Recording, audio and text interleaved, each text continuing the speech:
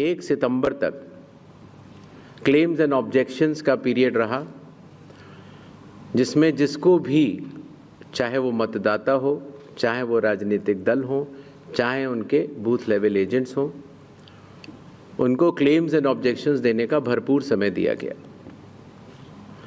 और उसके बाद पात्रता का परीक्षण हुआ और 30 सितंबर को फाइनल मतदाता सूची प्रकाशित कर दी गई।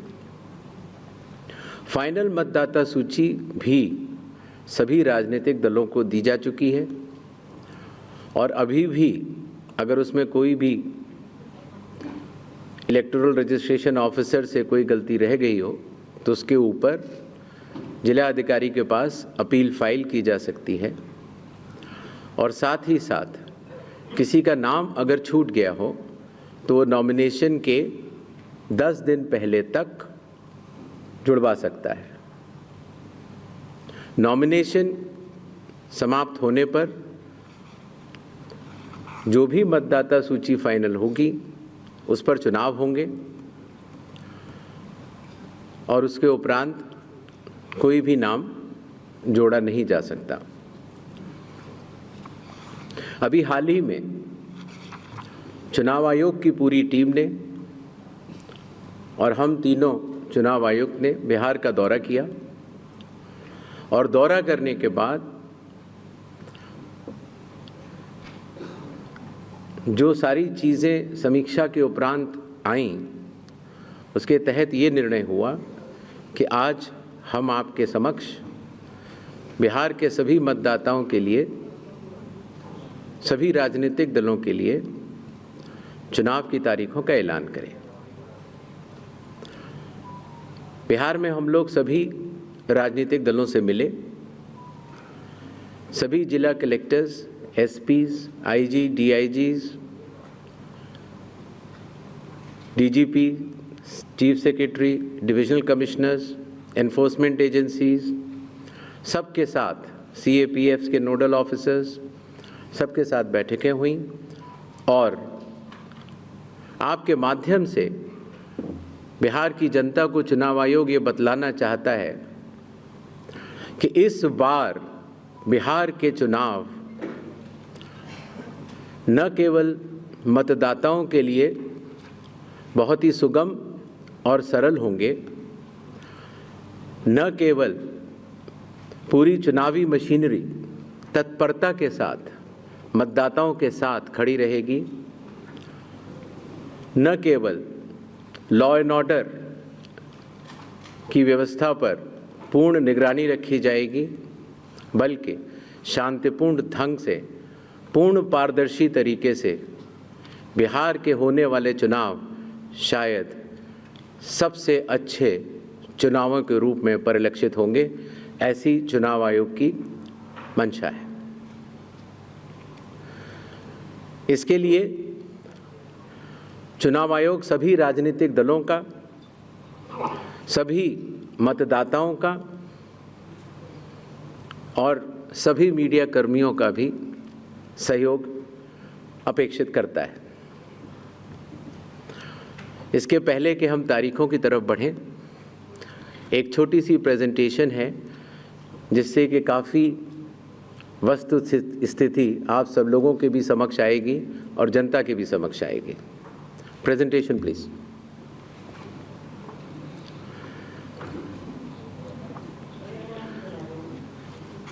बिहार में कुल 243 विधानसभा क्षेत्र हैं।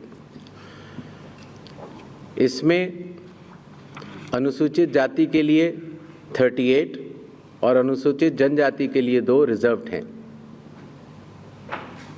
नेक्स्ट। एक ओवरव्यू अगर लिया जाए मतदाताओं का, तो कुल मतदाताओं की संख्या लगभग 7.42 करोड़ है, जिसमें कि मेल 3.92 और फीमेल 3.5 करोड़ हैं। सीनियर सिटीजन्स लगभग 4 लाख हैं।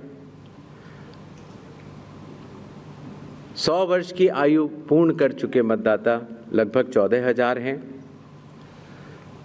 और फर्स्ट टाइम वोटर्स लगभग 14 लाख हैं। जैसा कि अब आप सबको विदित है, इस बार चुनाव आयोग ने मतदाताओं की सहूलियत के लिए, उनकी सुविधा के लिए हर मतदान केंद्र पर 1200 से ज़्यादा मतदाता न हो ऐसा लक्ष्य रखा है। इसके चलते पोलिंग स्टेशंस की संख्या में वृद्धि हुई और अब बिहार में 90,712 पोलिंग स्टेशंस हैं।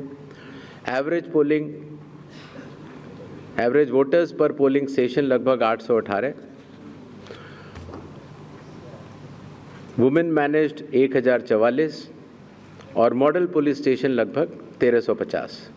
हर पोलिंग स्टेशन पर वेबकास्टिंग की व्यवस्था होगी, जिससे चुनावी प्रक्रिया के ऊपर वरिष्ठ अधिकारियों का पूरा निगरानी किया जा सके। बिहार में कुछ इंटरेस्टिंग चीज़ें भी हैं। दियारा रीजन में लगभग जो 250 पोलिंग स्टेशन हैं, वहाँ घोड़े से पेट्रोलिंग होती है और इसी तरीके से लगभग 197 पोलिंग स्टेशंस में नाव के ज़रिए पोलिंग पार्टीज जाती हैं।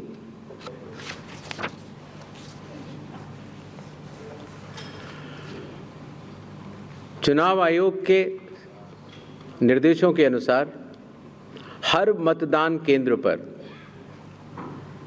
एश्योर्ड मिनिमम फैसिलिटीज़ प्रदान की जाएंगी, जिसमें कि पोल वॉलंटियर्स होंगे, हेल्प डेस्क होंगी, रैंप होगा, टॉयलेट्स होंगे, ड्रिंकिंग वाटर, साइनेजेस, लाइट की सही व्यवस्था और वोटर फैसिलिटेशन सेंटर। जो हमारे बुजुर्ग और दिव्यांग मतदाता हैं, उनकी सुविधा को ध्यान में रखते हुए पोलिंग स्टेशंस ग्राउंड फ्लोर पर होंगे। अगर रैंप है तो 1:12 के रेशियो में प्रॉपर ग्रेडियंट से बनेंगे। वॉलंटियर्स भी रहेंगे, व्हील चेयर की फैसिलिटीज़ भी दी जाएगी और अगर इनमें से कोई भी 85 प्लस के उम्र के अगर लोग हैं या 40% से ज़्यादा जिनकी डिसेबिलिटी है, अगर वो चाहें तो फॉर्म 12D भर सकते हैं और उसके उपरांत उन्हें होम वोटिंग की सुविधा भी दी जाएगी।